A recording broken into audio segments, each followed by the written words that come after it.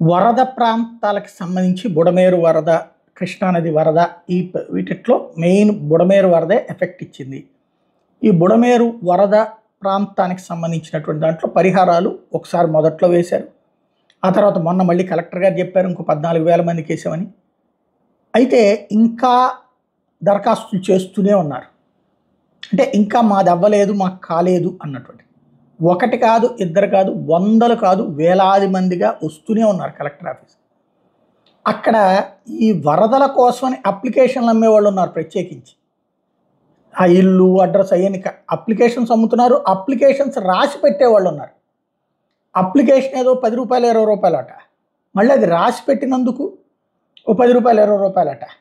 అట్లాగే దాని మీద కొంతమంది డిపెండ్ అయిపోయినటువంటి పరిస్థితి.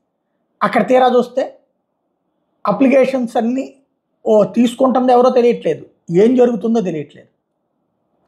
హౌస్ టు హౌస్కి సంబంధించి ఇప్పటికైనా అసలు ఏం జరిగింది, ఏ ఇళ్ళకి అందలేదు, ఏ ఇళ్ళకి అందింది అనేటటువంటిది ఆలోచించాల్సిన అవసరం అయితే ఉంది.